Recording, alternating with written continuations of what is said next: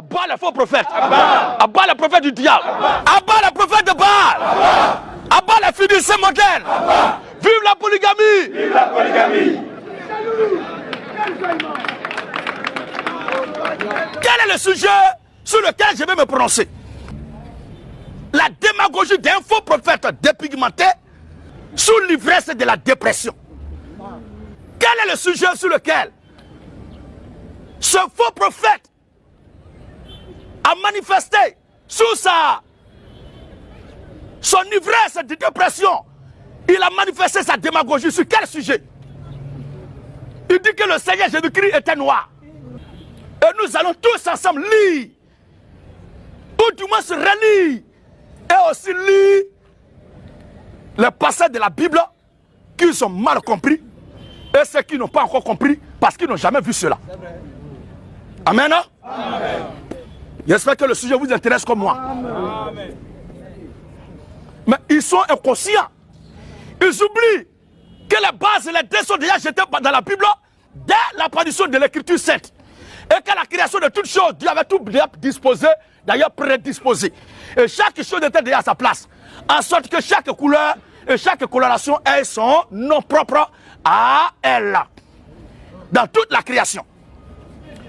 Alléluia. Amen. Ce n'est qu'au XVIIIe siècle que paraît ce débat sur la diversité ou la classification ou la répartition de l'espèce humaine en plusieurs races de peau. Vous suivez bien? Et qui a remporté le débat? Ce débat a eu lieu vers la fin du XVIIIe siècle. Et il y a un seul qui a culminé sur eux tous. Et son point de vue a été accepté parce qu'il a fait l'unanimité par sa démonstration, par sa théorie. Et il a réussi à faire passer son courant de pensée. Et c'est ce que tout le monde, jusqu'à cette heure, a retenu et a accepté. Comment il s'appelle? Et il est de quelle nationalité?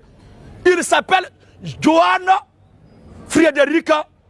C'est ce dernier-là qui a pu convaincre tout l'auditoire et les débatteurs de ce temps-là, vers la fin du XVIIIe siècle, la compréhension, l'acceptation de son point de vue.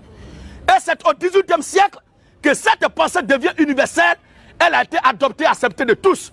Et il a réussi à classifier la race humaine, l'espèce humaine en 5 catégories. L'espèce humaine en 5 catégories de races. Et la première race, d'après son analyse, c'était la race que nous appelons aujourd'hui la race blanche. La deuxième était la race mongole. La race mongole qu'on appelle la race jaune. Et aussi la race malaise qui est appelée la race marron.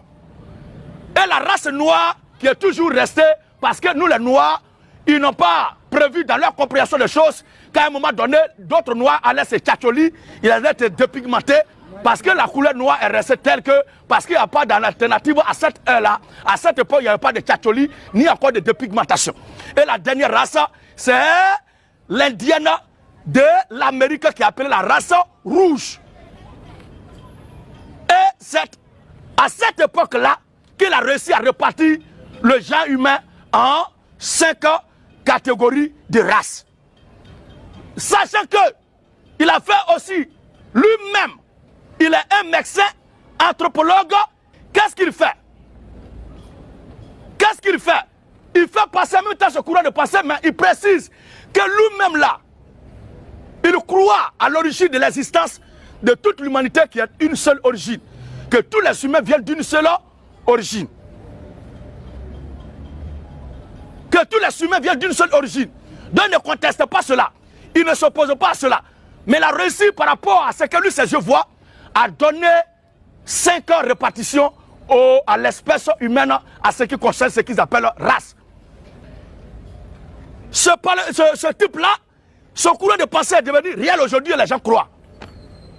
Et on dit, il y a 5 races, il y a 5 couleurs de peau, couleurs raciales au monde. Mais entre nous, quand vous voyez les blancs là, est-ce que leur couleur de peau là, c'est la couleur blanche telle qu'on connaît à l'école? Hein? Vous n'avez pas peur? Vous-même vous partez à l'école, non? Mais vous n'avez pas vu quelque chose qui est blanc? Bon, cette semaine-là, c'est quelle couleur? Hein? Est-ce que c'est la couleur de peau des blancs qui est là? Je continue pour dire ceci. Aujourd'hui, quand on regarde le genre humain et qu'on doit prendre naturellement ce qu'on appelle la race mongole, qui sont les jaunes, la race jaune, est-ce que la couleur jaune là, quand vous regardez les Japonais, les Chinois, les Asiatiques là, est-ce qu'ils sont jaunes comme couleur carton jaune que l'habitude donne aux gens? Répondez-moi. Est-ce que la couleur de peau là, c'est comme carton jaune que l'habitude donne là? Les gens ne réfléchissent pas. Maintenant, la couleur rouge des Indiens d'Amérique, qui est la couleur rouge. Quand vous regardez la couleur de peau là, frère, voilà. Ça là, c'est quelle couleur? Est-ce que c'est comme ça leur teint est? Est-ce que c'est comme ça leur teint est? Même cette couleur rouge là. Maintenant, ça là. C'est bon, le lion. Est-ce que ce rouge là, c'est leur couleur rouge? Quand vous les regardez là, leur couleur là, est-ce que vous avez vu qu'ils sont rouges? Les gens ne savent pas d'où est né ce genre de débat là. Et ils se pavanent là-dessus. Ils se disent prophètes. C'est Johan Frédéric, c'est lui qui a inventé, qui a imposé cette idéologie là à cette année là. Il n'était pas un chrétien ni un prophète de Dieu. Alléluia. Les Indiens ne sont pas rouges comme la couleur rouge que j'ai présentée tout à l'heure. Maintenant, ceux qu'on appelle blancs ne sont pas blanches comme la couleur que c'est-à-dire qui a présenté tout à l'heure. Le seul qui a respecté la couleur dans ces normes-là, c'est l'homme noir. C'est l'homme noir. Parce que notre couleur de peau est noire. Et dans ce qu'il a donné comme enseignement là, il y a quelque chose qui n'est pas juste dedans. Parce que le brassage, le métissage, a donné aussi naissance à une autre couleur de peau. Et cette couleur de peau là ne fait pas partie des 5 couleurs que lui a énumérées. C'est là que nous montrons toujours les limites de la science. Qui vous a dit que la couleur de peau noire là même là, ou la couleur de peau blanche là, est-ce que la Bible n'a jamais dit ça? La Bible dit ça. L'Écriture souligne ça bien. Mais avant d'en arriver, parlons d'abord des couleurs même, telles que la Bible a dit. Que les couleurs existent vraiment dans la Bible. Dans les Écritures là, les couleurs existent. Si c'est noir, la Bible dit noir. Quand c'est blanc, la Bible dit blanc. Vert, la Bible. Cantique des Cantiques chapitre 1, le verset 1 à 6. Cantique des Cantiques chapitre 5, le verset 9 à 11. Cantique des Cantiques chapitre 1er. Cantique des Cantiques chapitre 1er. Le verset 1er à 5. Écoutez bien. Cantique des Cantiques de Salomon. Cantique des Cantiques de Salomon. Il m'embrasse de baisers de sa bouche. Qu'il m'embrasse. De baisers de sa bouche. Il reporte ici le discours de son épouse, de sa chérie, la reine de Séba. Yes. Elle est venue d'où là? De Séba. Voilà. La reine de Séba. Oui. Car ton amour. Car ton amour. Vaut mieux que le vin. Vaut mieux que le vin. Tes parfums. Tes parfums. Ont une odeur suave. Ont une odeur suave. Et ton nom est un parfum qui se répand. Voilà. C'est pourquoi. C'est pourquoi. Les jeunes filles t'aiment. Les jeunes filles t'aiment. Si c'est aujourd'hui, on va dire que c'est un pasteur, un faux pasteur. Mais Salomon était aimé des jeunes filles. C'est pourquoi il a eu 1000 femmes. Aujourd'hui, à notre temps, là, si tu as tenté, on dit, oh, c'est un faux pasteur. Vive la polygamie! Vive la polygamie!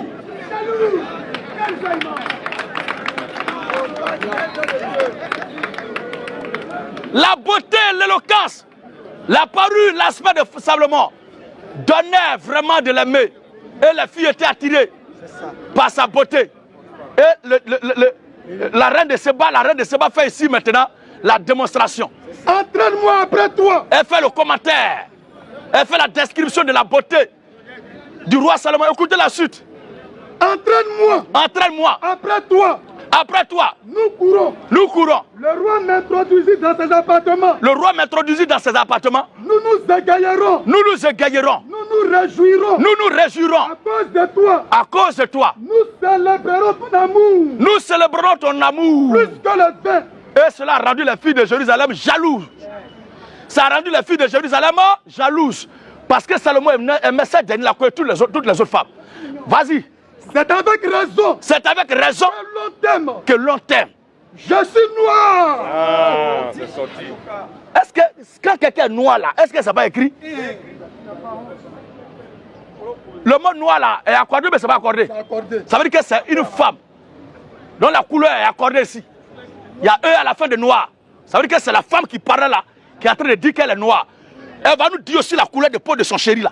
Alléluia. Je suis noir. Je suis noir. Je suis belle. Tu es sous l'ivresse instance de la dépression. Et c'est pour ça tous ceux qui ont le fou esprit comme toi relaient cette information caduque et qui n'est que vraiment un canular d'ailleurs. C'est un canular. C'est ma révélation. Oh, papa, tu es respiré. Un homme qui est en train de lutter pour ne pas rester noir veut vous démontrer que tout était noir au départ. Et que noir est une bonne chose. Vous ne pouvez pas le faire soi pour lui faire voir ce verset-là. Lui-même son tel là, vous ne pouvez pas prendre ça pour dire mais pourquoi toi-même ton tel là tu fais ça? Des responsables assis et un homme dépigmenté raconte des bobards comme ça, vous acclamez ça. À bas les faux pasteurs, à bas les fidèles inconscients. Oui frère. Le verset 5. Elle dit quoi? Je suis noir. Je suis noir. Mais je suis belle. Mais je suis belle. Fille de Salomon. Est-ce qu'elle a dit je noircis? Est-ce qu'elle a dit je noircis? Non. Elle dit je suis Noir. Je suis noir. Mais je suis belle. Mais je suis belle. Fille de Jérusalem. Donc les filles de Jérusalem étaient jalouses d'elle. Alors elle est en train de leur répondre. C'est pas pour rien mon chéri là même. Voilà. Vous étiez là tous et puis il est venu. Moi qui suis venu d'ailleurs là pour m'accepter. Je suis noir mais je suis belle, fille de Jérusalem.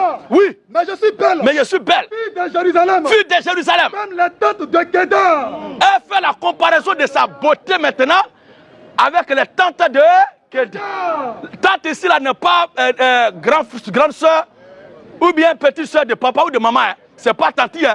Mais tante là c'est cabane, habitation, demeure. C'est ça qui est ici là. Oui.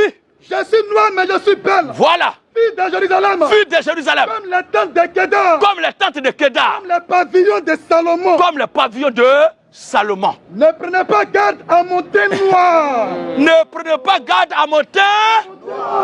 Ne prenez pas garde à mon teint. Mon teint noir. Mon teint noir. C'est le soleil. C'est le soleil. Qui m'a brûlé. Qui m'a brûlé. Les fils de ma mère se sont irrités. Se sont irrités. Ils m'ont fait gardien des vignes. C'est bon frère. Amen. Ce qui est sûr, c'est une femme noire. Son teint est noir. Donc il y a les noirs qui ne sont pas de teint noir. C'est quoi cette précision-là, je vais la porter par ce verset. Il y a des noirs qui ne sont pas de teint noir. Vous n'avez jamais vu des gens qui sont clairs parmi les noirs ici? Mais est-ce que leur teint noir ressemble à pour nous les noirs?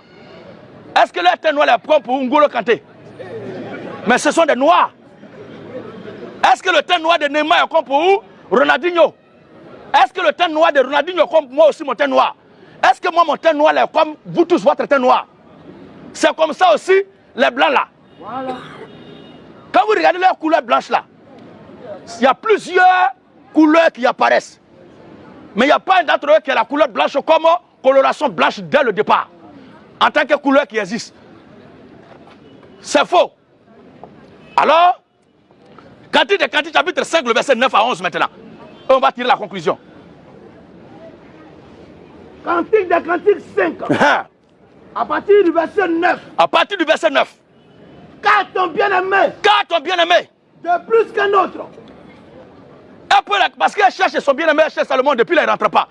Maintenant, elle demande aux gens, mais vous n'avez pas vu mon chéri, depuis là, il ne le voit pas, il n'est pas encore rentré. Et maintenant, les gens lui posent la question, mais car ton bien-aimé. De plus qu'un autre. De plus qu'un autre. Oh! Oh! La plus belle des femmes. La plus belle des femmes. Car ton bien-aimé. Car ton bien-aimé, qu'est-ce qu'il a? De plus qu'un autre. De plus qu'un autre. Pour que tu nous conjures ainsi. Pour que tu nous conjures ainsi de le retrouver. Mon bien-aimé. Elle répondit quoi? Mon bien-aimé est blanc. Est blanc. Est vermeil. Écoutez bien. Mon bien-aimé. Mon bien-aimé est blanc. Donc dans la Bible, là, quand quelqu'un est noir, c'est écrit qu'il est noir. Quand quelqu'un est blanc, il est écrit qu'il est blanc.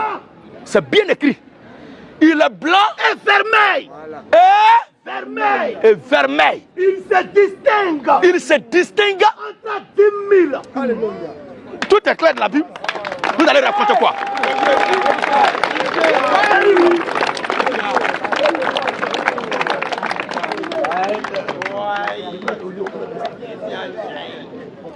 Maintenant, on va terminer sur celui-même qui est l'objet de ce rassemblement. Notre Massaya, notre Dieu, notre Sauveur, notre Maître, notre Créateur, notre Sauveur, notre Bagnon. Alléluia. Amen. Le Seigneur Jésus-Christ. Vous avez fait croire qu'il était noir. On va lire maintenant les passages qui sont soulevés. Les deux passages. Et on va vous montrer que l'ivresse de la dépression là vous a rendu aveugle davantage. La cécité prend de l'ampleur à tous les niveaux.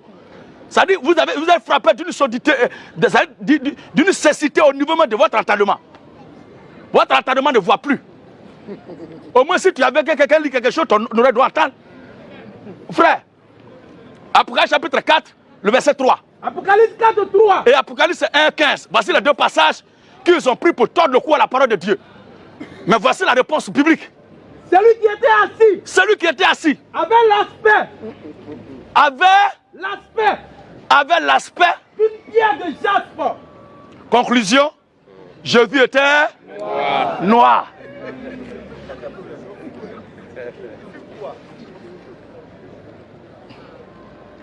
Je me sens obligé, parce que vous êtes intellectuel, mais vous n'êtes pas intelligent. Je me sens obligé de vous donner certains enseignements aussi. Académiques. Hein? Aspect, la définition du mot aspect. Aspect, c'est défini comme apparence. Si c'est un homme, on dit l'aspect d'un homme, c'est-à-dire que c'est la vue que l'on a de la représentation ou de l'apparition d'une personne. Si tu vois ton frère là, mon frère là, il s'appelle Franck, est-ce qu'il peut dire que je vois quelqu'un qui a l'aspect de Franck? Hein? Quand tu dis je vois quelqu'un qui a l'aspect, déjà c'est que c'est pas sûr. Vous suivez bien? L'apparence n'est pas la réalité. L'aspect ne détermine pas la réalité. Quand on dit il a l'aspect de temps, ça veut dire qu'il ne l'est pas.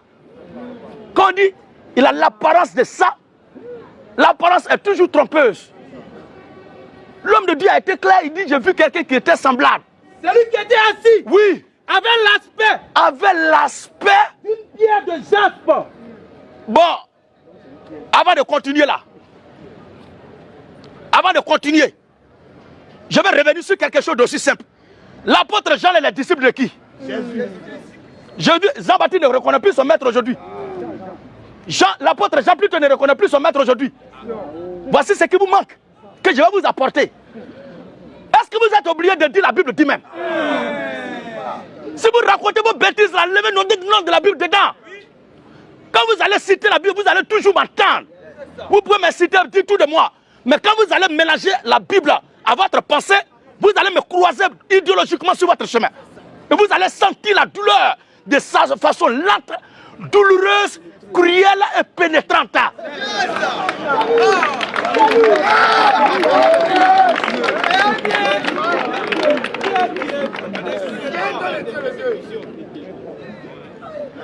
L'apôtre Jean était disciple de qui? L'apôtre Jean était disciple de Jésus-Christ. Commençons maintenant. Voilà le texte qu'ils ont donné. Hein? C'est ça, non? Et le deuxième texte qu'ils ont donné. Apocalypse chapitre 1er. Le verset 15. Le verset 15. Sa tête. Et ses cheveux. Étaient blancs. Oui. Comme de la laine pure. Comme de la laine pure. Comme de la neige. Comme de la neige.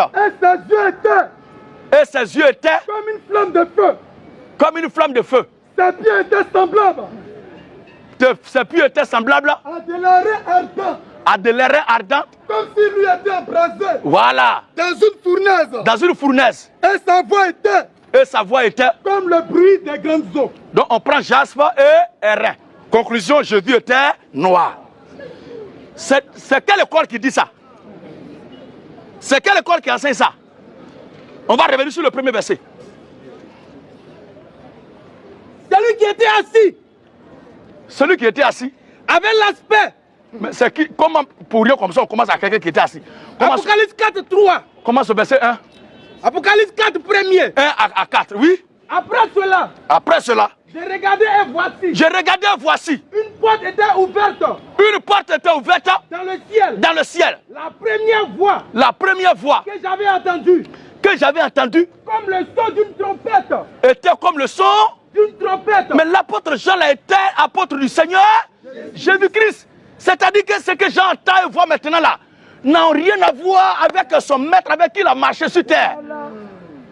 C'est pourquoi nous disons que le Seigneur Jésus-Christ, le grand de Dieu des cieux, est l'être le plus protéiforme. Pourquoi je le dis? Voici la raison fondamentale qui me pousse à démontrer que le Seigneur Jésus-Christ est protéiforme. Il est protéiforme. Si c'était tel qu'il était, tel qu'il parlait avec les disciples, qu'il se promenait avec eux, l'apparence, la couleur de peau qu'il avait, le teint qu'il avait, quand il se promenait avec eux sur la terre là, est-ce que l'apôtre Jean peut être étonné? La voix qui lui fait entendre, quelqu'un qui attend la voix de Jésus tous les jours, est-ce qu'il peut être embrouillé?